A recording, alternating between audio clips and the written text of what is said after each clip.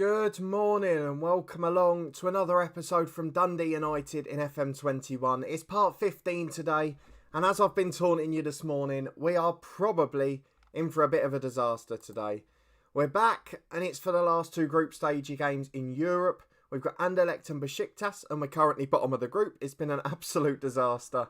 And in between that, we've got Celtic in the Scottish Premiership, and games against basement side Dunfermline, and bottom half Livingston at home in two must-win matches. In fairness, we have managed to claw ourselves back up to third in the Scottish Premiership, mainly because of a brilliant win against Hamilton away from home, and they're starting to fall away. So some of the other big sides still letting us down. Hibs obviously got relegated, which is one less to contend with. Motherwell and Aberdeen just having a bit of a rebuild, and Hamilton overperforming but had a poor start. And Kilmarnock are absolutely miles off it. So we should have a good morning today. But thank you to everyone that's joining along. I do appreciate your support this morning. Thanks for coming and spending your Sunday morning with me. Of course, we've got plenty to look forward to. We've got plenty to talk about. And of course, as a Luton fan, I've got plenty to add today as well. What an absolutely brilliant morning it's to be a Luton fan. So thank you all for coming in. Let me know what you think is going to happen this morning, because I cannot see it being a particularly pleasant one, particularly in Europe, as we play Vincent's Company's Anderlecht first. But let me know how you're getting on. Let me know how your side got on yesterday. And hopefully you'll enjoy the rest of the morning, because I'm certainly looking forward to it. There's loads of football to watch on TV today as well. There's the Masters Snooker final. So Sunday is a very good day today. Unfortunately, I'm working for a little bit of it. But for the most part, we'll be enjoying the football. So thank you for coming and spending your morning with me. I hope you're all well. But let's go and get into it. Dundee United v Anderlecht. And let's see the couple of results off camera. We played the two games we said we were going to. And so far, touch wood, they've gone pretty well. So we're not particularly worried about it. Yeah, Kieran Dewsbury Hall, that's it. Absolutely spot on, Craig.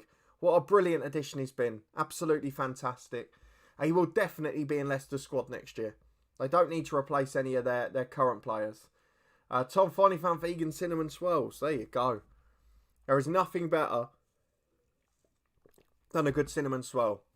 It's one of the awful, unhealthy pastries, but with the cinnamon in, it does so much for health. So you can use it as an excuse to say it's the only way I can get cinnamon in my diet. But yeah, cinnamon swirl's the way forward. Definitely agree with you there. I'm glad you found one as well. Thank you for coming along this morning, Tom and Craig. Appreciate you joining in. Let's have a look at the two results we had off camera. We played away at Hamilton, which was a 3-0 win. And this was an interesting game. We were brilliant.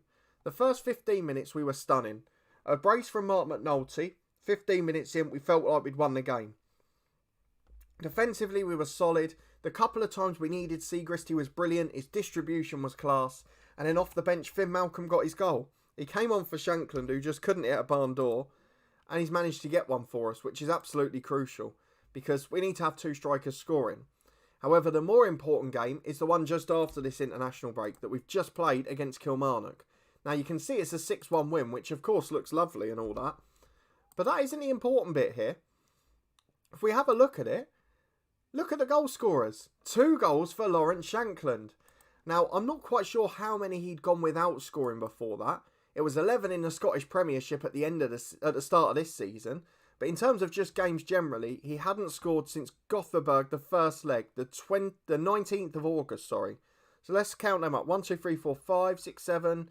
12, 13 games without a goal, and then managed to get 2 against Kilmarnock, which I really hope will bode well for tonight. If we go back to the schedule though, Matt O'Reilly got a brace too. He continues to improve, and won a piece for Mallon and McNulty. It was 5-0 at half time. It was completely comfortable, and it just was what we could be. It's what we were last season, ruthless on the counter going forward, and a real attacking edge. And Tom, you've got the hashtag teams like Luton out, which is a very good point. Because I didn't really understand it. Now, I will be fair. If you go and look at the Bournemouth announcing a result on Twitter, like most of the responses are just that they weren't good enough. And they were really fair. Can't blame the red card and all that sort of stuff. But the AFC Bournemouth podcast, he said we should be beating teams like Luton. There was one on social media who said we should be beating teams like this by 10. And I had to look at it for the first time, and I tried to be a very balanced fan. But I looked at it and I thought, these fans can't have followed Bournemouth before they got to the Premier League, because it's only 12 years ago that us, Rotherham and Bournemouth were attempted to be killed off by the EFL. Now, one of the greatest things for us, and we've mentioned on the podcast, all three are back in the top 2 tiers now. But I really didn't get it. I really didn't, because we're two clubs that have been in a very similar position. We're a very similar size off the pitch. I know they've got to the Premier League, and that can delude people. Your expectations become normal. The same as next season. Let me give you an example. Luton are going to finish mid-table this year. There's no doubt about that. Next year, because we're a smaller club in the league, we might be around 18th, 19th again, back where we probably belong. We might even be in a relegation battle. And our fans will all call for Nathan Jones out because we should be doing better than that. And then, let's be fair, Luton played Wycombe, and we were saying teams like Wycombe, so what right do our fans have? That's my only point on it.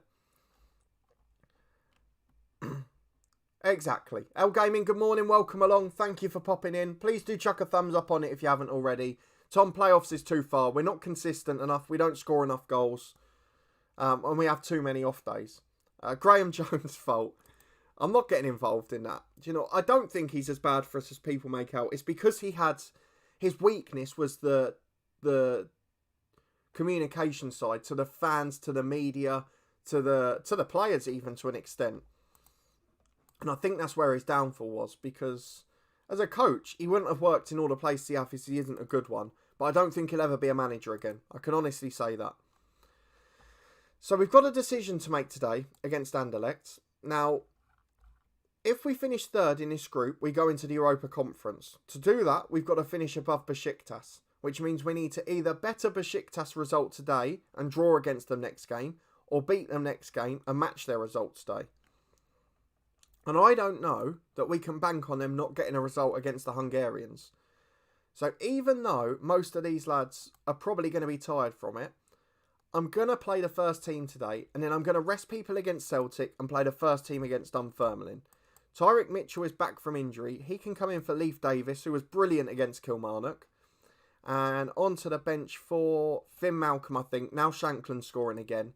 In fact, you know what? I might leave Davis in at left back, because Mitchell's just back from injury. We'll give him the rest, and we'll see how we get on. Into the first game we go. It is Dundee United v Anderlecht. Sporrell's still on the bench. He's had a poor run. Bolton and Duffy doing better on the wings now. So let's just get into it and see how we do. Shankland back amongst the goals, and we need to stick with that today. For Sharon still in the Anderlecht team. He's a very good player. And we need to be wary of that. Tom Wickham are small, to be fair. Yeah, but then in comparison to like a Norwich who did it to us a few weeks ago, we're probably small. So, there you go. Dylan, talk of delusion. You're a lot deluded to think Nathan Jones actually cares about you. Completely agree. Unless he's a football manager who's grown up and is managing a club he loves. So like a Dean Smith at Villa, for example. I'm trying to think of some other examples. There's not many about. But you're absolutely right. The point stands is that most managers, it's a profession first. They love football before they love the club they're at. They get invested in, they care about the club they're at. The same as if we have a good job, we become invested in it, we enjoy it. But as soon as the bigger offer comes, and I always said this about Nathan Jones, I never had a problem with him going to Stoke. It's the way he left that was a problem. In terms of going to Stoke, it's pretty similar to us in the head coach leaving Dundee for Hibs. It's 3 times the money. It's a side that are expected to finish higher in the same division. Why wouldn't you go? Because if you go from, let's say, £2,000 or £3,000 a week at Luton, which is a very good wage, to 8 to 10 grand a week at Stoke, that pays a house in a year. And if you get offered a 2 or 3 year deal, and even if you get sacked within it, your payoff is it's £1 million contract. Why would you not take it from a human point of view? Because it sets you for life. So I completely agree with you. Nathan Jones cares about the club while he's there, but he doesn't care about it beyond his profession. If he gets an offer from, let's say tomorrow, Brighton walked in, which is a good example because he worked there as a coach and he does care about them. If he got offered the job from Brighton and Potter got sacked tomorrow, he'd be off in 10 minutes. I can assure you of that. L Game in England in a very strong position. Yeah, looking good in the cricket. It was Joe Root getting over half the runs though. I do worry about an element of the clap slower down the order still. Macca, morning, welcome along. Carl, same to you as well. Thanks for popping in. Please do chuck a thumbs up on it if you haven't yet. It does make a difference. How much money is there in Germany? The second tier teams get 12 million to stay there. Wow. It's not bad. Tom Wilder at Sheffield United, yeah, that's a good example. Very good indeed. But there's only probably 5 of them in the EFL across the board. And to be fair, that's what saved Dean Smith his job last year. And look what's happened this season. You've got to give managers time. Arteta at Arsenal, I don't agree with that, Tom. He was only there 4 or 5 years. I think Frank at Chelsea and Ollie at United are probably more than that. I don't think you could say Arteta's an Arsenal fan. He was only there a few years. 10 minutes wouldn't last that long to sign a contract. Oh, he would, because he'd try and egg it up a bit. You know what Nathan's like? He'd negotiate it for 10 minutes to get it up as far as possible. Or get as many years on it so he can get the payoff. Right, let's have a look at this Anderlecht team. Josh Cullen's still there. Verscharen's a quality player. Not many others we recognise in that team for now. Bar the ones that are normally at Anderlecht to start with. So let's get into the first half. The lads are motivated. And we've got to do better this time. To be fair, we are the weaker side in the group. So I don't think we can argue with that. And the touchline tablet's on the move again. As Matheson's got a throw on the right to Shankland. 50-yard ball back to Mengi. Goes left. Davis is there. Into O'Reilly. Davis back to Finley. Can we get the opening goal? Give us something to cling on to at least. Finley again. Out wide to Duffy. Get the ball in the box. There's 2 strikers up there. Out to Bolton on the right. Shankland's making a run. Bolton tries to find him. It is blocked by Lawrence. And he'll bring it away down the left. Not the best start for us. And Matthew can counter. And this is where we're weak. Against the counter against good European sides. And against Celtic and Rangers. It's where we get caught out often. As Mertens gets it on the right side of the box. Chance to cross it in. Goes back to Mace. Time to cross the ball again. They're just playing it around. They're toying with us. Into Mertens. That's stunning. That is absolutely sublime. 1-0 to Anderlecht, and I think it's going to be a long day. Leif Davis makes the mistake, the man that we kept in the team. It could not have gone much worse, could it? After 10 minutes, we're going to drop to balance because we're getting outplayed. But Mallon's got a corner. Duffy's up. Loses out in the air. The counter's on again. Oh my word, this is going to be a long day. If we get battered after playing the first team, it will be a nail in a coffin for us. As Bolton goes over the top, Shankland can't get there. Lambert picks the ball up in the middle. It's all too easy. It's all Anderlecht. The Schmeck gets it wide. Lawrence on the left. Chance to cross in. Matthews there. And it's a post width away from being 2-0 and game over already. Very painful moments that. Thank you to everyone joining along. As always, in double figures within 10 minutes. Do appreciate it. Please chuck a thumbs up on it if you haven't already. It does make a difference. Big episodes coming today as well. Craig, thoughts on officiating in the Championship? I've got quite a strong view on this. Now, the reason that there's more mistakes, and that's across the EFL from the Championship, and you can include the Premier League actually, as Besiktas fall behind as well, is of course because we've got to bear something in mind. And Craig, you know this from doing the podcast. There's this full fat Championship fixture list every weekend and pretty much every midweek as well. So the players are playing 2 or 3 days a week. You've seen the likes of Klopp in the Premier League moaning about having 5 subs, players fatigue, players injuries and things like that.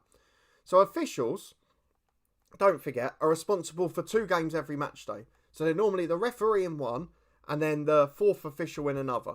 So they're involved in 2 games every 3 days, basically. But if you put it into essence, they're involved in 4 games a week. As we've gone 2 behind, let's just give up on Europa League.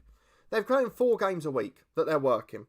The footballers are working 2 games a week, and their managers are saying, how are these players supposed to perform to their optimum? Because they're now playing 2 games every single week. So how can you expect any official to work anywhere near their prime when they're playing or managing or refereeing or officiating or working of 4 games a week? For the Premier League officials, it's worse because you've got the VAR rotation as well. So how on earth can you expect an official to be at the top of their game? They must be exhausted. Not to mention the travel bubbles and all the other bits in between. Some of the assistants and things at EFL level have jobs as well. I mean, there's got to be a bit of leeway. And my thoughts on it, Craig, is I would much rather have what we've got in the Championship now than the shower of poo we're watching in the Premier League with the VAR. So I've got no complaints about the officials because they're working so many. Well, that's it, Cole. Exactly as I said. Some of the referees are professional. Some, but all of the unless they're Premier League or European referees, all of the 4th officials, all of the assistant referees, will all be working. They're officiating in 4 games a week. Could well be working in a supermarket or a doctor's surgery or whatever else. Could be working from home, whatever it is. You've got to give them a bit of leeway. If players are professionals and they can't play 2 games a week without their managers telling you they're exhausted, how can an official do 4 and work a normal job like you and I? I came home from full days on Thursday and Friday. I couldn't do anything. I just went straight to bed at 6:30, 7 o'clock. Then the officials are going off to work at a championship game as a linesman, and they've got to focus. They've got to make sure they get the decision right. I have more sympathy for them than anyone else in football at the moment, because they've got the hardest job. And every time Jurgen Klopp moans, I say, what about the official? Because you've complained about his decision 30 seconds before. So I have a very strong opinion on that, and sorry for opening a can of worms, but you can blame Craig for asking me. But I don't think anyone can argue with that. We get frustrated because it goes against or for our club. Like for Luton, we got one for us yesterday. Lerma shouldn't have been sent off. We had one against us a few weeks back at Swansea when it never should have been a sending off for Matty Pearson. But in the grand scheme of things. And the same there, Macca. I say this about Scotland because you mentioned that and it's a very good point you make. But the Scottish League, Rangers and Celtic and the other SPL clubs have had so many opportunities to allow the referees and the assistants to go fully professional, to work on their craft all week and to be rested from other work duties. And they'd rather keep the money in their own pockets, which is fine. I have no problem with that. But then you can't complain that the referees and the assistants make mistakes. Just the double standards of some football clubs and some managers and some chairmen and executives really frustrates me with it. I have to be honest. It's one of the few things in football that really grinds my gears every time they go on about the referees. And more so, I think I feel for the assistants who, even at Premier League level, aren't always professional. So let's get Tyreek Mitchell on and admit we shouldn't have started Leif Davis. O'Reilly's on a yellow. Mallon's had a poor game, so I'm going to bring on Glenn Ray. Or in fact, I'll bring on Fuchs because Ray's come on in more of the league games. And up front, McNulty will be replaced by Carlton Morris. 25 minutes to go. We're going to go back to positive. If we nick one here, we might be able to get a point as O'Reilly gets it to Fuchs. Time on the ball into Duffy, back to Fuchs. I've made the mistake of having a full English breakfast this morning, so I will probably be burping all over the place. What on earth has happened there? What are you doing, man? He was chasing the ball. He was just about to get there, and he just stopped. He was literally running to the ball, and no one near him, and just stopped and let the striker run past him. We're going to have to start discussing match fixing here, aren't we? That was ridiculous from Mengi. Our gaming, yeah, I did tell you, Wrexham flying now. 8th place, games in hand on 2 or 3 of the sides in the playoffs. I've no doubt they'll be in the top 7. Carl, and have a family and wife moaning at them because they're always out. Reason I gave up was too difficult. Completely agree. To be honest, I did at 16 when we were in year 11 at school. We got offered the chance to do the youth refereeing, like the first course, to do some of their kids' games. So I did it. Because obviously it was like at the time, it was 15 quid on a Saturday to make a bit of money. I did 7 games, I think. Yeah, so I did 6 games, all went well. 7th game, and it was an under 7s, under 8s. And one of the parents, they didn't actually scream at me at any point. They moaned about a couple of the decisions. But they were screaming at their kid. Like, literally screaming. And at the end of the game, I just went over. I said, look, I'm the referee. I don't have a right to say this to your team. But I said to the manager and to the parent, I just said, that ain't helping your kid. What on earth are you doing? Like, how do you think that screaming at a 6-year-old or a 7-year-old because they've misplaced a pass when they're trying to do something creative is helpful? You're not, if you're at home and let's say they like art and they're drawing a picture and they draw a portrait that doesn't quite look like the person, are you going to scream in their face and tell them it's a crap drawing? You're not, are you? I tried to use the analogy, but they weren't having it. And I just went, do you know what? I can't listen to that. So that was it for me. 7th game. Yeah, Craig, you've set me off now, mate. This is going to be me a hour of moaning from me. Ever seen the National League? Yeah, to be honest, I think the National League officials are among the best in the country. Quite often, they're the assistant referees from Premier League or Championship. More importantly, though, the thing I like about the National League referees, the first level where they're really sort of firm with the players, like they've got enough to sort of have enough back, if you know what I mean. And they still treat them, it's the first level where they start to treat them like normal people as well. So you've got that balance of I know that should have been a yellow card, or I know that should have been a red card, but let's use common sense. And actually, normally, and the same for companies, if I take like NHS England as an example, going all the way down to my little GP surgery, once you get to those lower levels, like the National League, that's where you start to see people taking away the pressure of, I've got to meet the rules, and let's apply common sense instead. And that is so beneficial. And that's why most normal folk never understand what's going on at the top of companies, quite frankly. Craig, don't rant for the predictions later, please. I will try my best, mate. L Gaming, honestly, be careful what you wish for, because the Premier League is awful in terms of officiating, because there's so much pressure on them to follow the law to the letter. Because you see the double standards in the media. He hasn't, by the letter of the law, that's a red card. Why hasn't he given that? And then 10 minutes later, why hasn't he used common sense? Why has he sent him off? And you can't have it both ways. Some of my favourite days with Luton were in the National League, because officiating-wise, it was all right. I would say there were more problems in League 2 and 1 than there were the National League. Maybe it's just because in that league, we were the top teams. Saying teams like Braintree, teams like whatever. But for me, I always enjoyed it. I would be really careful in wishing for VAR or better officials. If you don't pay some of your money from clubs for them to become professional, you can't expect a better standard of referee. And that's all I'll say on it. I've been there at under 7s level and watched parents scream in children's faces. And if you put that pressure on, people are going to make mistakes. L Gaming, yes, the midweek predictions, we all got 0. At the weekend, you didn't put yours in time, unfortunately. But I won the weekend ones. And Stoke Blackburn was one of the 2. I got a perfect result. I got 1-1. Carl had a manager moan for me for missing a throw. 10 minutes later, led to a goal against his team. He didn't like it when I said if your striker had scored 4 of your one-on-ones, you would have won. Exactly. Everyone presses people to deflect from it. It's like a couple of Bournemouth fans tried it yesterday. And in the comments, most of their Bournemouth fans, to be fair with them, were saying, what are you on about? Bournemouth were toothless. We didn't deserve to win. And I just thought that was really refreshing. So with 2 games that we should be winning coming up in the week, we've got Dunfermline and Livingston 3 days apart. I'm going to play a reserve team today. So I'm going to play Eastwood in goal. We'll just go as backup as we can. Fuchs has generally been right back in these teams. Leif Davis can play again. It'll be his last one before he gets rested again. At the centre half, it will be Pearson and Nielsen. We're going to leave Reynolds on the bench. We're going to put Mitchell on the bench, coming back from injury.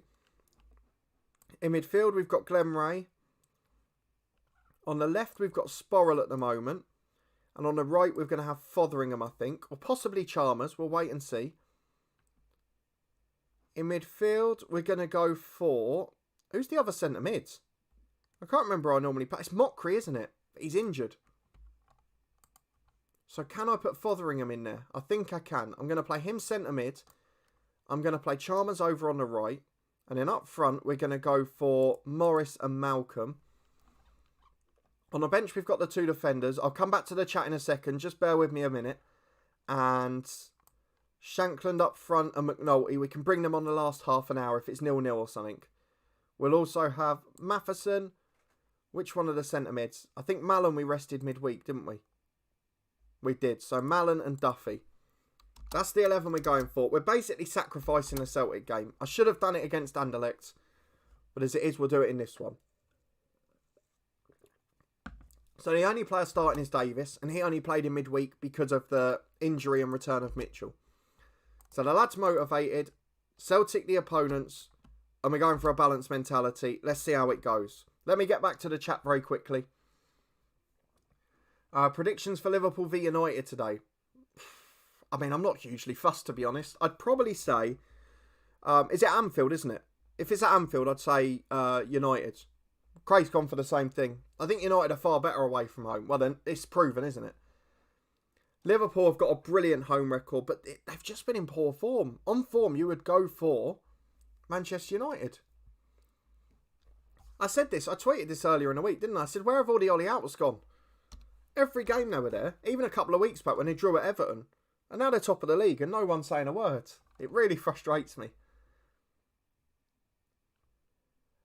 Game, you always feel the decisions are worse for your team. Honestly. But I think that's probably the biggest benefit from the podcast channel. Like where we're watching more neutral championship games now, you realise it's pretty similar across the board.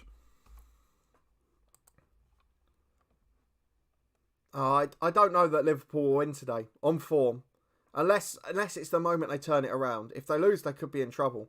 I said at the start of the season, and Tom can prove this, that I said Liverpool would finish 4th. And I'm just starting to look right now.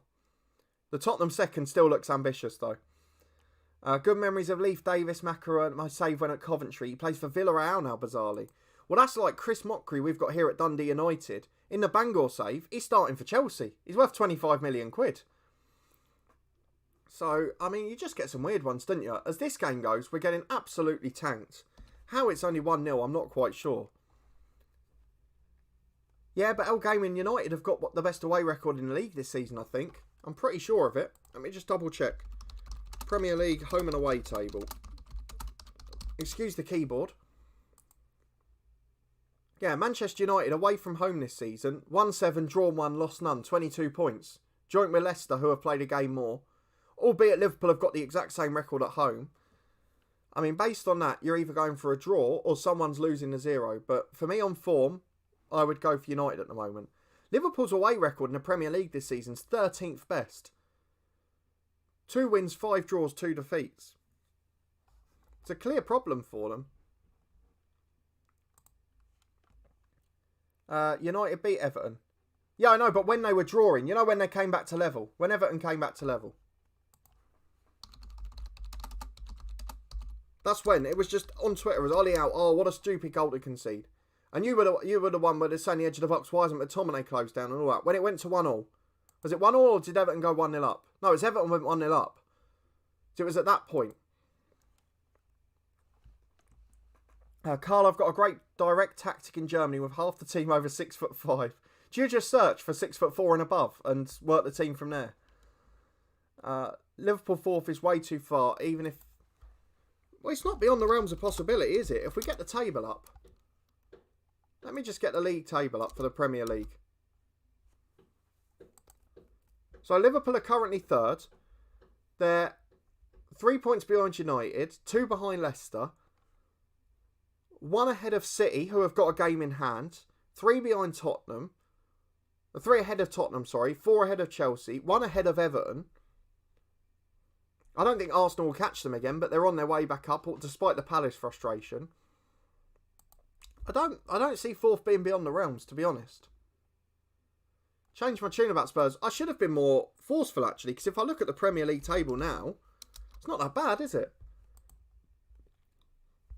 They're only 5 points off second with a game in hand. So, no, Spurs will still finish second. It was only the Fulham game really worried me. What frustrated me is after the 3-3 against West Ham, Mourinho changed back to his old ways, and I think Spurs would have had a better chance sticking with what they did against West Ham, even though the odd game they would do that. How game in Liverpool will be top 3? I don't know. I don't think they'll be top 2. I'm sure of that. They'll be 3rd or 4th for me. I still think City will win it. United Liverpool top 2. It makes today's game very exciting. Well, that's a bit rude on Leicester, I think. Leicester might be up there. Because don't forget, they've got James Justin, and that means they can do anything. And next year, when they've got Dewsbury Hall as well, there'll be someone to watch out for. Carl Space Jam approach. Yeah, you're spot on there. Positive with everyone but Liverpool. Why? I'm not positive with everyone. I'm a bit worried about Spurs at the minute. Liverpool's form at the moment is poor. I don't think they're going to be able to replace Van Dijk, who they've lost for the season. Who is, let's be honest, before Van Dijk came to Liverpool, they weren't winning the title. It's just a worrying time for them. I think it's worrying time for Liverpool. I think potentially it's going to be difficult for Tottenham if this run continues and they keep playing the defensive way. I don't know that Everton will last the season because Calvert-Lewin has to stop scoring at some point. I mean, he's already drying up a little bit, but if he stops scoring completely, they're in trouble. There's a few that could be looking over their shoulder soon. City have had their poor spell. They had it right at the start of the season. They're absolutely flying now. City will... I wouldn't be shocked if City lose 1 game or none between now and the end of the season. United have got the benefit of not being in the Champions League, which we saw with Leicester a few years ago how important that can be. And in terms of Football Manager, we are about to get battered by Celtic with our reserves as well. So I will make some changes because, well, I don't know. Is there anything we can do to benefit them? Davis off, Mitchell on for fitness again. Reynolds can have a game at the back for... Let's bring him on for Fuchs. Pearson can go right back. And in the middle, Fotheringham's anxious. He played 65. So let's bring Stevie Mallon on. 25 to go. And let's just keep the score down. Son and Kane can't perform expected goals all season. But that's the problem, Tom. As I said, I just wish that Mourinho had stuck with the way they were playing at the start of the season. It would have benefited them more, I feel. But I can understand why not when you have a game like that West Ham one. And they had a couple of European ones that were similar. Joseph, welcome along. Thanks for popping into a live stream. Good to have you in. I've seen you in the comments of plenty of videos, but nice to see you in a live one as well. Do appreciate you all joining in. We're one thumbs up from double figures, so please do chuck one on if you haven't yet. And thank you all for your incredible support. We've sat in double figures all day again. It's been absolutely brilliant. Maka says the team I'd want to win the EPL is the one that would annoy Liverpool fans the most, whoever that is. Well, it's quite ironic, really. The only reason now I've adjusted and said I'd like to see United win it is so Ollie can just do the mic drop and resign straight after and say you don't deserve me. But he won't, obviously. Before that, the team I would have wanted to win it is Liverpool. You know, it's not a problem with bias or anything. I wanted them to win it last year and they did. And prior to the Ollie out situation and circus, I would have gone for them this year. But it is what it is. My scouts to do an assignment for players who are over 6'4", 13 stone, heading and jumping reach 15 plus. I'll tell you what, if it works, then go for it. It's probably the sort of approach I'd take if I was a real manager. I'd definitely play off set pieces. Well, no, I've only done the one coaching badge, but I did my main showpiece on set pieces. The main training session at the end. We did corner and long throw routines. And it was just sort of positioning, both attacking and defending. The attacking one is definitely the strength, I would say. Well, absolutely. Wrexham and Stockport, two of the bigger sides down there. So I think they'll be up there. Norwegian PE teacher, they said. You need Torquay claps. I know, they're miles clear. Gary Johnson's at it again. I went for them to win it last year after coming up. I just went a year too soon. I'm really annoyed by it. But they're 8 points clear of Hartlepool. Although I suppose Stockport, with 3 games in hand, will get to 33 if they win them. Sutton will get to 36. It's not miles clear, is it? Even Notts County will get to 32. And that's the hardest thing with the National League, because they're so far apart. I feel for Dover, who are going to be ramming 3 games a week in. You saw even in the Wrexham game, they're tired towards the end. John Rooney, what a player at non-league level. I can't believe they let him go. There's a few clubs that have made the same mistake, though. You're not the only ones, and I don't know why. Right, Jason Kerr has got 6 months left on his contract. I am going in like a hawk for him, because he would be a great addition to this squad. So, let's have a look. We're going in. This is the one that I've really wanted to do on a free for next season, because Mengi's not going to stay, and we're going to need somebody. So let's just try and egg it down as far as possible, and we'll work from there as we go along. And this is exactly why I saved a couple of grand of the wage bill as well. So we'll drop to 3 grand this time. Apologies, I know that the transfer negotiations aren't the best bit, but this is an important one for the future. And we'll be able to prove that next season, particularly if Mengi does go. But I'm just trying to edge it down as much as possible. I think that'll do. There we go. So Jason Kerr, has anyone else made a contract offer? They haven't. I feel like he could be the one for us. We've got plenty of our own out in 6 months. None of the first teamers though. So I don't think we've got too much to worry about. If we have a look at our scouted players, we've got a sell on for Declan Glass now as well. 160 grand from Palace. I think we'll take that.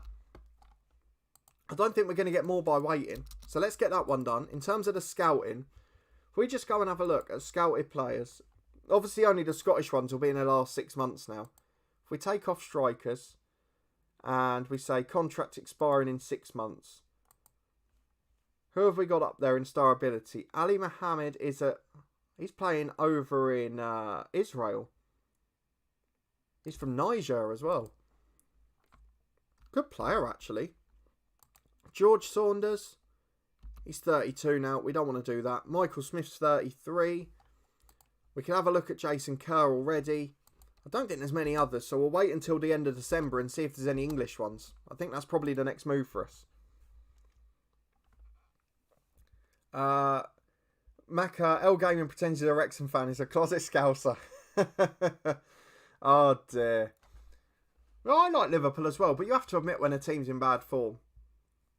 They were last season my favourite of the top 6, certainly to watch for the last few years. But, and I'm a big Jurgen Klopp fan, but there's a little bit of pressure at the moment and there's some chinks in the armour. We just have to admit it. Were you there for the 2-1 loss to us? Joseph, yeah. Torquay, if they don't slip up, they'll win the league. Oh, they're definitely heavy, heavy favourites now. Thank you for the extra thumbs up as well. Lovely to have you all along this morning. Well, that's it, because Jason Kerr doesn't sign a contract to St Johnstone, so he always ends up going somewhere else. It's pretty similar to when Notts County played Luton. Notts County were going into the playoffs. Luton had been promoted from League 2. It's a brilliant atmosphere. Both clubs applauding each other. I hope they get back in soon as well. Hope Stockport come up. Easy ground to tick off the list. Yeah, absolutely. The other Hatters as well. Oh, Leach has got a 5 for Azzy. Let's have a look. I haven't stayed up with the score since I started. 359 for 9. So what's that? About 70 for England to chase? 73 ahead. Sri Lanka will be kicking themselves for that first innings. Although the pitch was immense that day. I was going to say, Dylan, I've never seen England win one of those little tiny scores without losing 3, 4, 5 wickets. So I reckon they'll still get 5 or 6 down before they make it. L Gaming thoughts on the fan page. Very good. You're making progress, aren't you? So the most important thing is do what you enjoy. It will come across to people. So same here. I could do all of the fancy experiments and I'd probably have 10,000 subscribers who watched that one video and said, oh yeah, I'll do that. But they wouldn't come and watch the other videos and I wouldn't enjoy it as much because I don't really like big experiments. I might do some odd niche ones now and then, but it's about doing what you enjoy if you're making something. They're for 9, L Gaming. Oh, they're all gone now. 74 to win. The BBC page is a bit behind, unfortunately. Maccary's on the transfer list at Chicago. Try and sign him at Boa Vista. He's a good player. I've always quite liked him. He's well rated in this game. And he has been for a few years now. Let's have a look at him. He's not got the pace Mengi has, but then Mengi was leaving the ball the other week, so... But all of the defensive stats are epic. And I think Kerr and Finley, outside the 2 Old Firm clubs, are the best 2 Scottish centre-halves in the league. Ayr are still flying. Look, they've won again. Ayr up to 20 points. They're going to stay up, you know. Watson scored again. 10 goals he's got now. We loaned him there. He's joint top scorer in the league with McNulty. He'll probably replace him next season if McNulty's loan doesn't get extended. Interesting. Almost 450 followers now. There you go. It's big progress. You just have those little spells. It will be more so when fans come back. It's the same thing with the podcast. The one thing we've really missed is the matchday vlogs because we can't go to games. And yes, we still managed to make one from a hotel room, but it's not quite the same. Right, Finn Malcolm. He's getting there. It's just that personality that needs to edge up. His sportsmanship's increased. His craft focus has increased. His professionalism's increased. And his determination's just edging up. That's what we want to see. Matt O'Reilly gets Young Player of the Month. Excellent stuff. Continues to develop excellently. Still can't believe he's a free at the start of the save.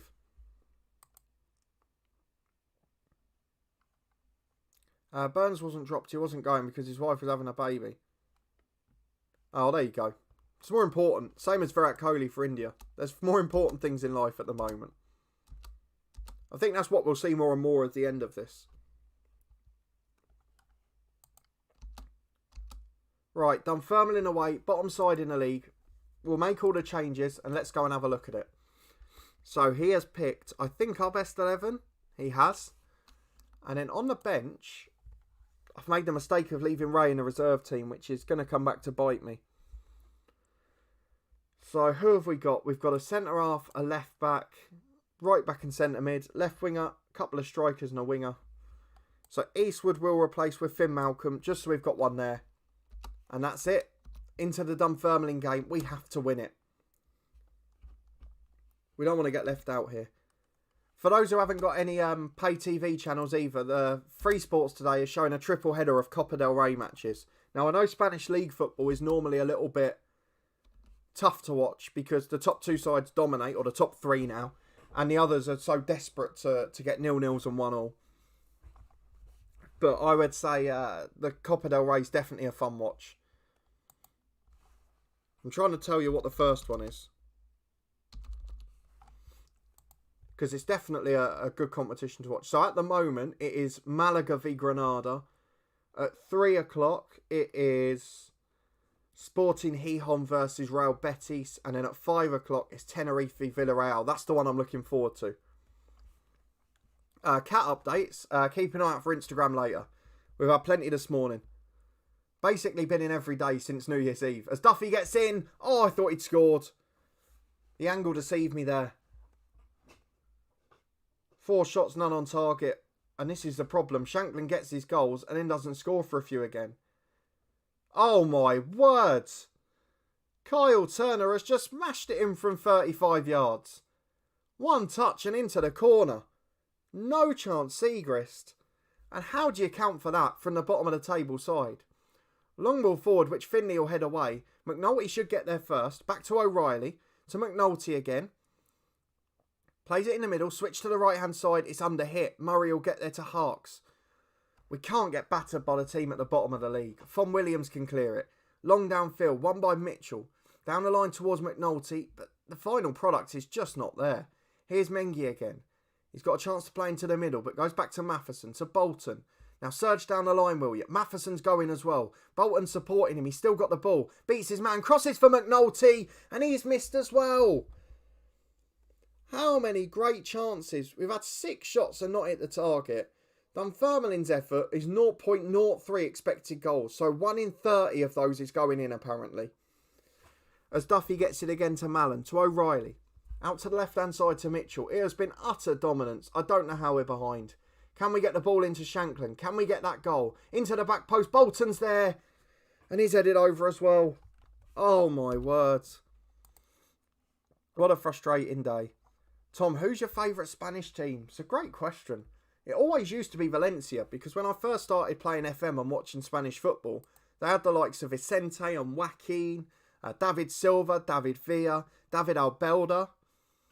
What was the other one's name? Raul Baraja? I think he was there as well. Who was the centre half? Carlos Marchena, was it? Canizares in goal. I'm trying to think of the rest of the team. But they were my favourites back then. And so since then, I would say Valencia, though I follow Spanish football less now.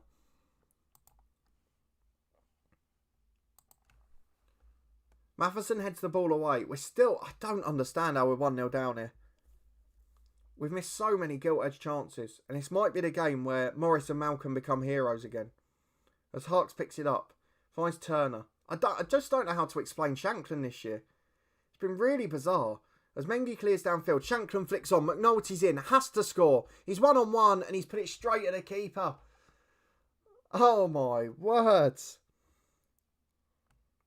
Corner kick from Mallon. Duffy's up. Loses out in the air.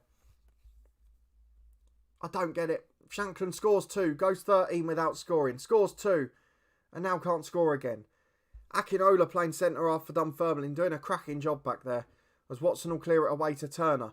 The man who scored the wonder strike. The only effort they've really had all game. And it was an absolute thunderbolt. He wouldn't score another one of those all season. As Shankland gets up, flicks on again. Thompson wins the header. Mallon gets there to Bolton. The pressure is relentless, but the finishing is continually poor as Bolton gets to the byline again. Delivers towards McNulty. Duffy's there! He's in the bar this time! Oh, jeez. How on earth? And now it's a free kick for Dunfermline. If they go 2 up with a second wonder long strike, I'm going to throw my toys out the pram. It's just wide of the post. Side netting and out. But I don't really know what to say. It's been an absolutely baffling occasion. 63 minutes on the clock. We're going to go attacking. We're going to take off O'Reilly and bring on, I think Fuchs. Mallon into the playmaker role. I'm actually going to put him as an advanced playmaker now. We need a bit more. Wing-backs will go on support. We need more from them. I don't know what else we can do. Do we go higher up the pitch perhaps? Because they're playing in their own half largely. Counter press when we lose it. I think that's all we can do. I don't think we can do any more with it. Joe, good morning. Thanks for popping in. Lovely to have some of the regulars in as well as some new faces today. Thank you all for your support this morning.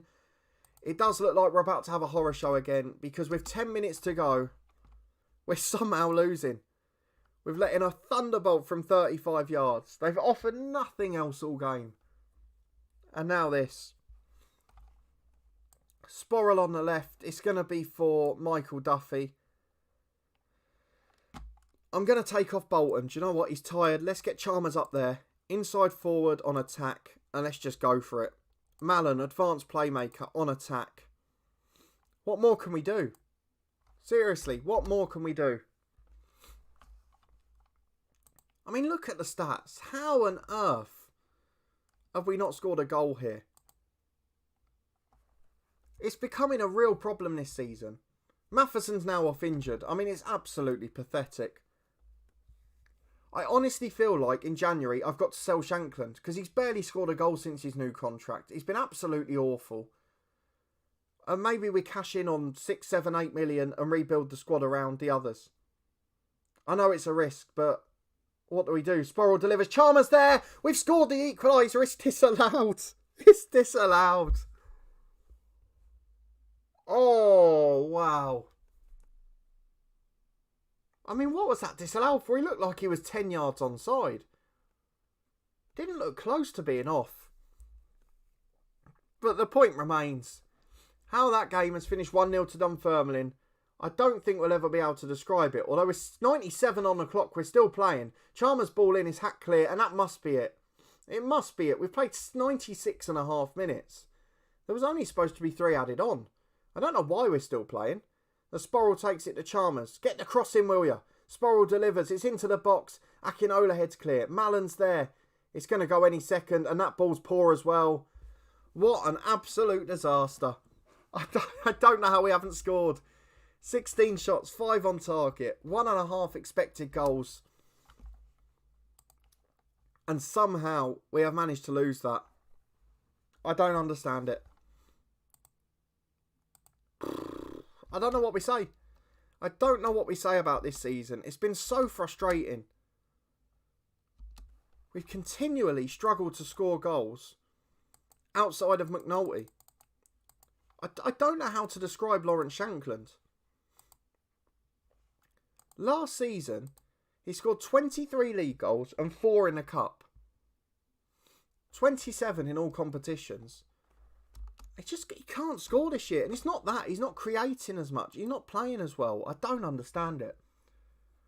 Tom, on current form, is Tierney the best left back in England? Don't know. I still think Robertson's up there. Left back, I'm just trying to think of the other teams. Definitely not Spurs or United. Chelsea have been poor recently. I guess, Tom, when James Justin's playing left back, I'd go with him. But otherwise, Tierney, yeah, probably. A couple of reports. Preston want Bradley and Luton want Twine.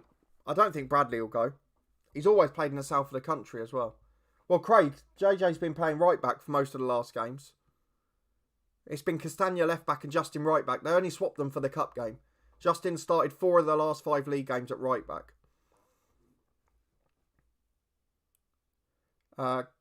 El Gaming, you can't talk about that with injuries being deliberate.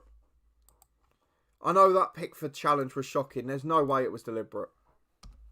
And let's be fair, Liverpool have done the same before, and every club will have at some point.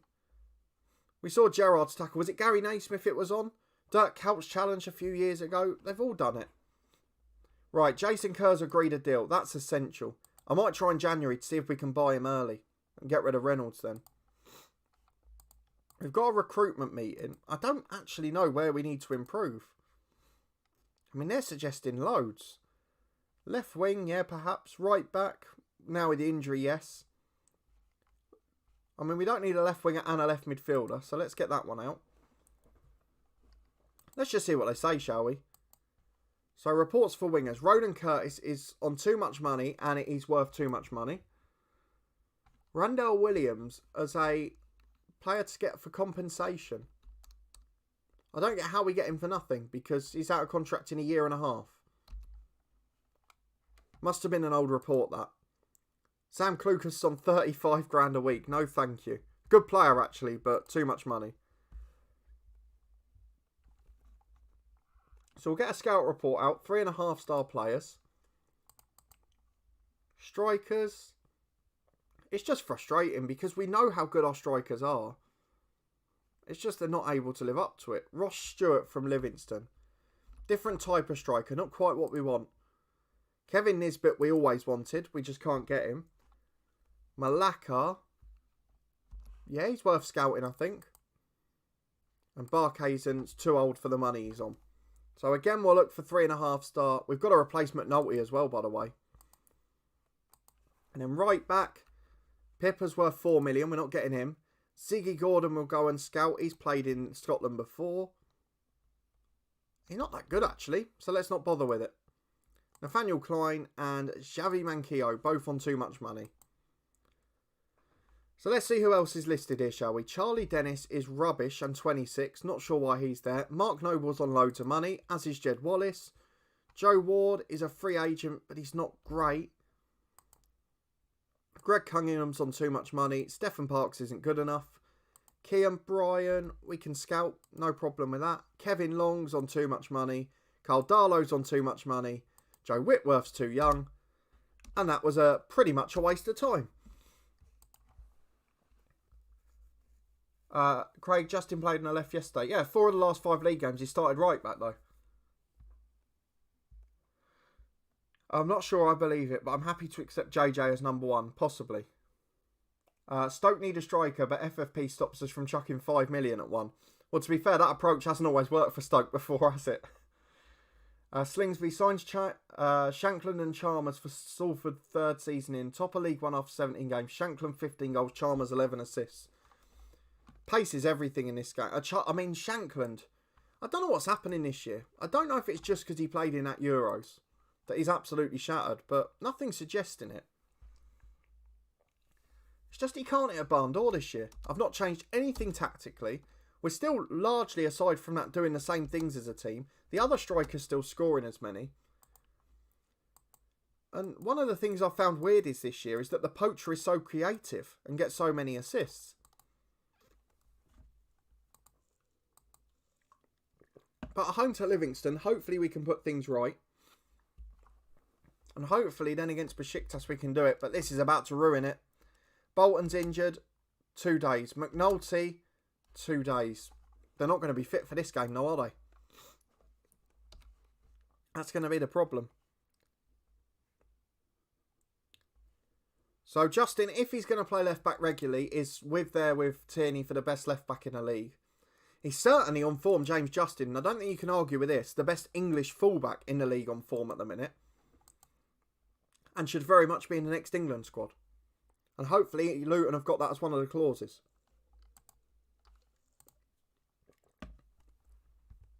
Right, let's get into this game, shall we? I don't really know what to do tactics-wise. I don't know what to do team-wise. Matheson is injured. Bolton is injured. McNulty is injured. And as you can tell, I'm not particularly pleased with this team at the moment. So, up front, we're going to go for Morris. And do you know what? I'm going to switch Shankland to the advanced forward role. Because that's where most of our goals tend to come from. If he can't score there, we have to give up. Morris is going to be the poacher. On the right-hand side, I'm going to switch Duffy and then we'll put Sporrell on the left. At right back, I mean, I'd normally go for Bolton, wouldn't I? So instead, I'm going to have to go for Fuchs. Then the bench is going to get a lot weaker. So we're going to go for Glenn Ray's back, so he'll be all right. In terms of the other three, though, there's two more spaces. I think we have to go for either Mockery and then maybe Fotheringham or Nielsen, whichever one's most appropriate. So Nielsen is 2.5 star. It's not terrible, but I think Fotheringham's probably better for what we need in this game. So we're going to go with that. So let's get into it. It can't go any worse than the last game, can it? 3 changes made, a heavily weakened team, and we'll see. Yeah, he should have had an assist for Vardy, a spot on. Who chucked 35 million. That's Vokes, Berahino and Ince and got about 20 goals in 2.5 seasons out of them. You blame Gary Rowett. Vokes was a Nathan Jones signing, was it? Or was he the summer before Jones joined? But I can understand why that looked a good signing on paper. Berahino was always a silly one. Yeah, Ince again. He played well in the past, hadn't he? El Gaming, I don't know how you can say Tierney isn't up there. He's been sensational. You've got to take the club bias out and appreciate it, that Tierney's a good player. For me. Let me have a look at Andy Robertson, because I appreciate that Andy Robertson is the best left back in the Premier League, but I don't think he's on form. Let's have a look. I'm just looking at his recent games. Just seeing if I can get a current form thing up for him.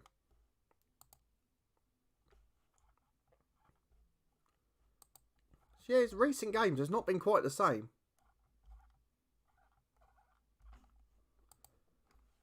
And that's because partly he's playing more defensively to protect the centre-halves because Van Dijk's not in there.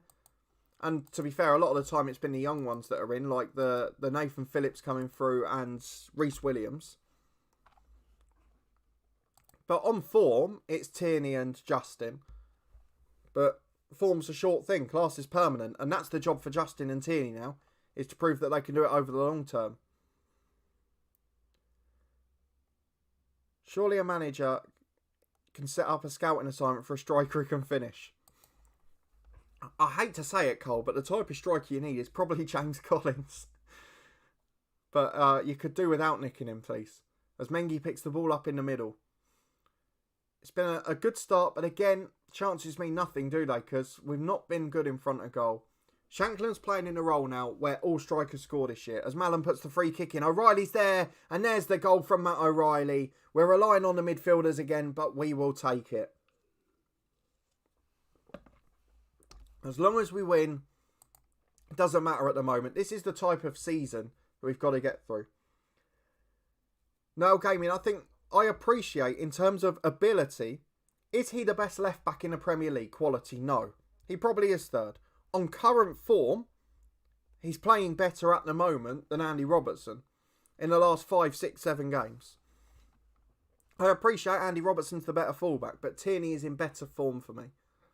And James Justin is in the form of anyone in the Premier League at the minute.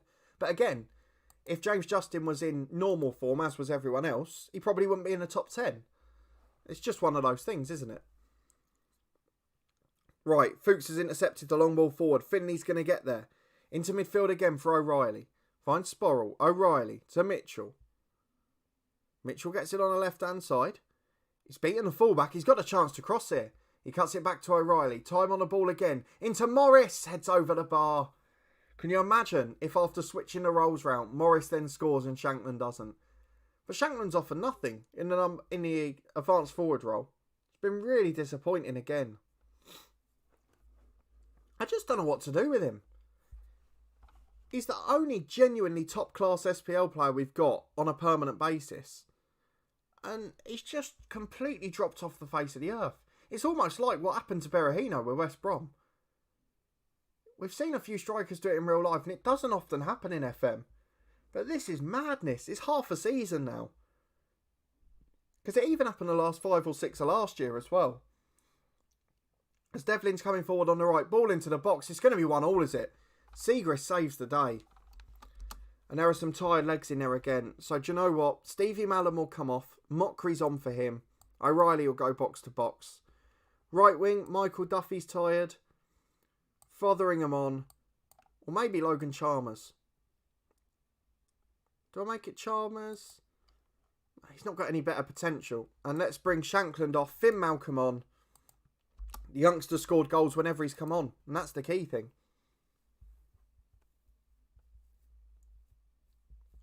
No, exactly. He's not better than Robertson. Tierney's not a better player than Robertson, or he'd be starting ahead of him at left wing back for Scotland. But he's in better form. Cole, can you swap Vokes for Collins? To be honest, if the wages wasn't an issue, I don't think Nathan Jones would say no to that. I genuinely don't. But Collins is so crucial for us defensively from set pieces and the like. He's the hardest working player I've ever seen. He keeps getting dug out by Luton fans. He doesn't score a lot of goals. But we're not playing in a way that creates service. As Morris gets in behind, he's into the box. Chance is dragged wide again. Into Malcolm, no. Look, Lawrence Shankland is top class and can't score goals. Malcolm is rated rubbish. Every time he comes into the team, half an hour he gets, he scores a goal.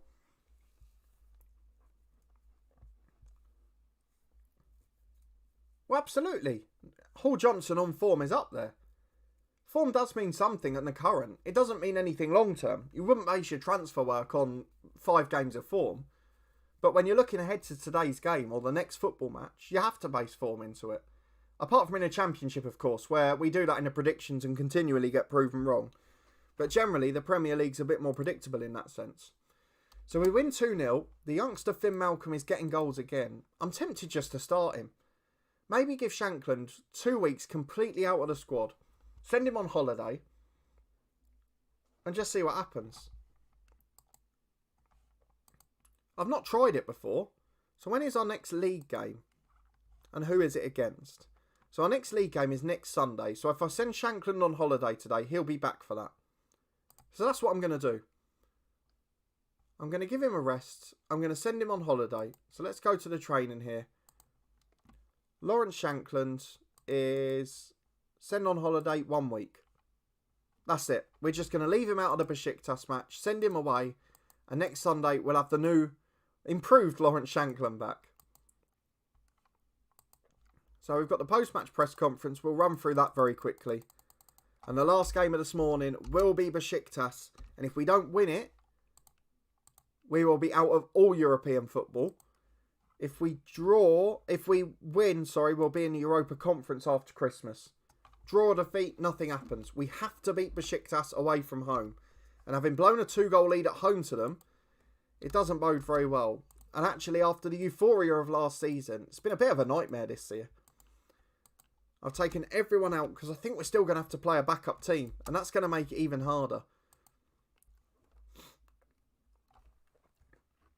Oh, I was right, Dylan. 12 for 2 already. Oh, jeez. It happens every time. Every time. I remember a couple of the Ashes tests where it happened as well. If we aren't 5 or 6 down, I'll be annoyed.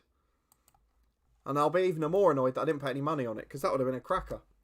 I'm not a betting man, but there's some things that are just obvious. And England losing loads of wickets when they're chasing a score of 60 or 70 is one of them. FM needs to fix penalties. It's costing me games. So I've had a bit the last couple of months where it's been a bit better. But long term, it's a bit of an issue. But it'll get fixed in the January patch anyway. January transfer one, sorry. What was that about TNS there? Who's Rusco linked with? Dunfermline. See, he got sacked in the Bangor save, and they've had worse managers every year since. They've not competed for the title once. And in this save, they won it last year. 40 points after 18 games. They're doing excellently. And it all looks alright, doesn't it? Just seeing how they did in Europe. They got to the final qualifier in Europe as well. It's not bad going, is it? You've got to give them that. Yeah, we knew the England claps was coming. Thank you to everyone for the thumbs up as well and for sticking with it this morning. We've been in double figures throughout, which has been lovely. After this one, because we won't have Europe for a while, I'll try and skip some of the sort of average games so we can come back on Tuesday for a big one. So like our next couple of league games after are St Mirren and St Johnstone. So we can play those two. We might even try and play Rangers, Motherwell, Hibs. We'll see, but that's January transfer window, so we'll judge that after. I'll probably get told off if I don't show a Rangers game. But with one game to go this morning, and it's an important one in a grand scheme of things because it decides what happens in Europe. But unfortunately, I think there's a sense of inevitability about how it's going to go. I mean, thankfully, Root and Bairstow are by far the best batsmen in the team, but it is a shame. The top order of England since Cook and Strauss has been a disaster. I said before, the only one who's ever looked like being that sort of opener is Hasib Hamid, but then he just fell off the face of the earth for a couple of years. Had a few injury problems, probably went in a bit too young. There's a very good striker to look at then. So we'll keep our eyes on him. Brian, 2.5 star. So if we can't get Kerr in January, he's potentially a short-term replacement, but he's not rated any better than Nielsen, the youngster. And the final game in the morning is against Besiktas. We have no worries as we go to Turkey. It is a case of win and we're through to the Europa Conference 32s, or lose and we're out of everything. So in we go.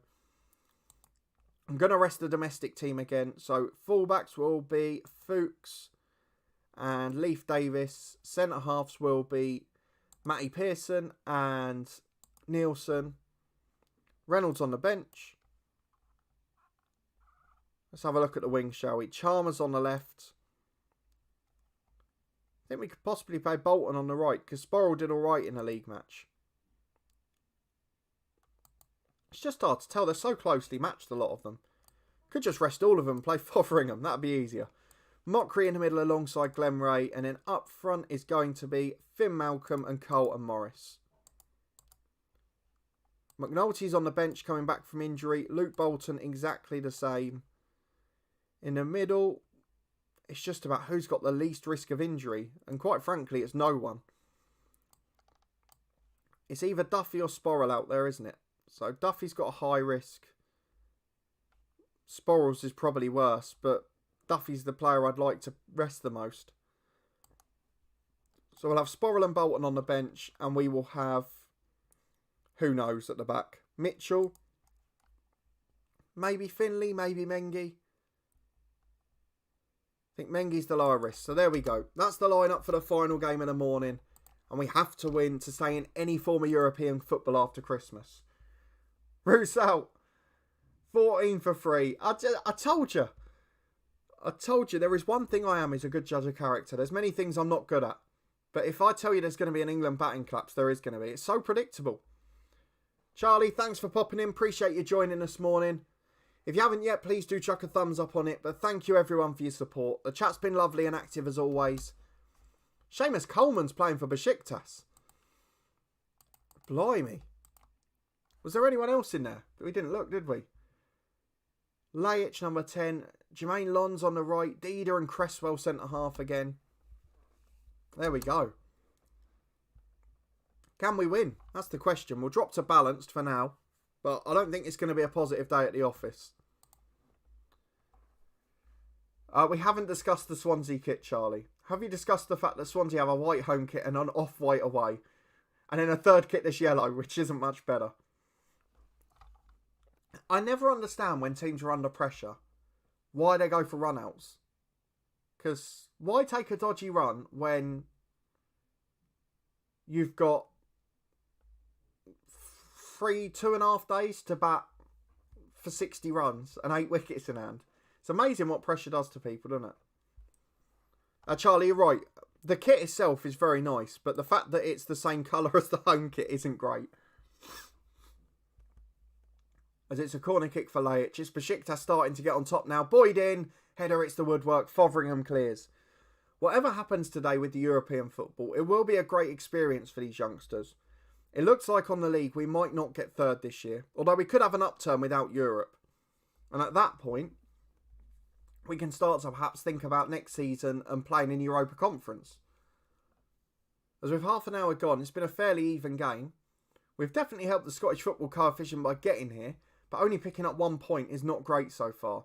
Besiktas, though, have been the other whipping boys of the group, and Boyd's run the length of the pitch alone, and it's it straight at Eastwood, the backup keeper, who thankfully makes a comfortable save. But Besiktas on top now. We might go back to positive in a minute, because that has been the thing that's turned it around. As Cresswell finds Laic, it's lovely football from the hosts, and there's not really any pressure. And we are the weakest team in the group. We probably have to accept that. The Hungarians have outperformed anyone's expectations. And the other two are better than us. It is what it is. As Eastwood gets the ball in goal. Long kick forward down the left. Malcolm will chase. Doesn't get there. Souza in the middle. It is all the Turkish side. As Lons has it on the right. They've got a few older heads, so perhaps they will tire. But it doesn't look good for us. Laic in again down the right channel. Gets towards the byline. Cuts it back. I mean, they're taking the mick out of us with the ball here. Into the edge of the box. This is the goal. Lons is in. Good save by Eastwood. We'll go back to positive. We'll demand a bit more. But my word, that has been an awful first half. What an awful performance. Lawrence looks good. Yeah, he has at times actually, but it's too hard to judge after one. Carl, they're not going to play Real Madrid this season, are they? It's not the same colour as the home kit. It's not, but it's an off colour. Any kit, I would argue, any kit that clashes with that home Swansea white kit would clash with the slightly off-white away kit. Charlie, favourite type of shot in cricket? I love a good cover drive. So in terms of T20, I love the ball over the top of deep mid-wicket. But yeah, probably the cover drive is the classic, isn't it? I do love a good forward defensive, though, I've got to say. Those, I know it wasn't my best content. It was right at the infancy of this channel. But my Cricket 19 content, I think my Joe Root got a double century and it was off more runs. It was about 450 balls, I think it was off. So defensive. Absolutely love it. It's not the great entertainment to watch on camera, but I love it. Yeah, pull shot. That was always my favourite because it's easiest to play. Yeah, I saw the Turkey match. The team playing in white. And you couldn't see him in the snow. It was brilliant. Oh, England will finish 5 or 6 down at the very least. Fotheringham heads away. It's all Besiktas here. But the longer it stays 0-0, you think, can we nick one if we need to get someone off the bench late on? As Nsakala gets down the left-hand side. Cuts it back to Boyd. Back into the edge of the box again. Dorokan's got time. Finds Souza. Lovely back heel to Coleman. Into the box. Lons is there. Through to Laic. And it is Besiktas who score. The European dream is over. It has been pretty much disaster from start to finish. Even the second leg of the playoff. When we were 4-0 up after the away leg against Gothenburg. And then lost 3-0. It's all been a disaster. So we've just under half an hour to go. Let's go and make some changes. A few of the lads need a bit of fitness still. So Bolton is one of them. He'll replace Fotheringham. Chalmers is on a yellow. So I'll replace him with Sporrell. And then up front, we'll take off... No, we won't. We'll take off Davis for Mitchell. McNulty needs to be rested because he's the only striker scoring. They're about to go 2 up here, I think. On the edge of the box, Lons and Larin. There's so much time. They're just playing it around edge of the box. No pressure. Look at them. It's 10 passes and we haven't yet laid a glove on them. And in the end, it deserved to be 2. We've done very well to get away with that. Eastwood brings it out. He goes long downfield towards Chalmers. And now we've got a 3-on-3. Chalmers beats the challenge. He's into the box. We have to score. It's a poor delivery. Oh, there's so many frustrating things happening today.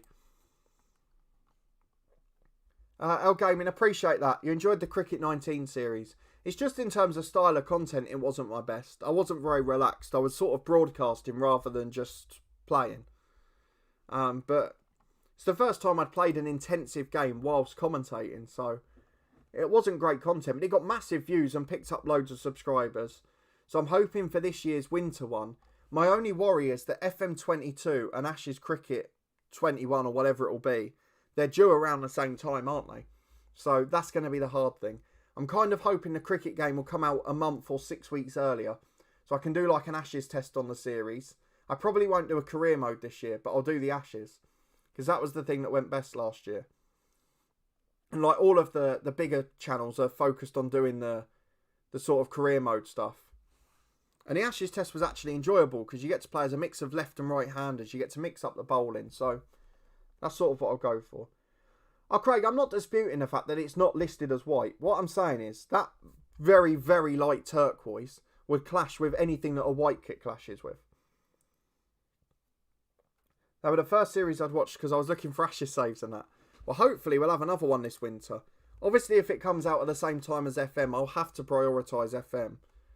But I would like it if it came a month earlier or so. So just as FM winds down, we can then do an Ashes test match. So I think last time, what was it, 15 days? I did a 30 over session per episode. So we could have 15 days of cricket and then the FM22 beta. That would be my ideal. So if Football Manager or Sports Interactive and Big Ant can cooperate with that, that would be lovely.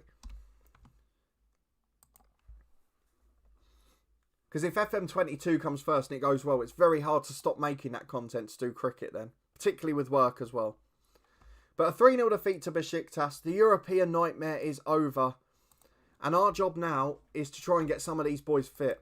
I don't know when the winter break is this year. We'll have a quick look. If we go to the schedule, the winter break is due after the Motherwell game. So I tell you what then, I'm going to be controversial. I'm going to play all 4 of these games off camera. Rangers away we'll lose. The others we should be getting results. Then we'll play the winter break off camera. We'll come back for the transfer window and the 5 big games. We've got the biggest side in the second tier, or the joint biggest side, because it's Hearts and Hibs down there, in the 4th round of the Scottish Cup. Then we've got 4 big league games that will probably shape our season. That 2 weeks break is going to be key. We'll send everyone on holiday for a week, and we'll try and get ourselves back to our best. So that is the plan. Hopefully it'll work. I remember Vince scoring big for you. Yeah, Vince got 100, I think. I'll have to go back and have a look, actually. Vince's been doing well in the Big Bash, though, as well, recently. As has Jason Roy, and as has Alex Hales, has been flying there. But we'll leave it at that for this morning. We'll play through the rest of December, and on Tuesday night, we'll be back for the transfer window, the Hibs Cup tie, and post-mid-season winter break for the rest of January. If you did enjoy this one and you haven't yet, please chuck a thumbs up on it. I hope you'll come and join me on Tuesday at 5:30 PM for the next episode. And thank you again for your incredible support and all of your chat in the comments this morning. I do appreciate it. And I'll see you on Tuesday at 5:30. Thank you for watching.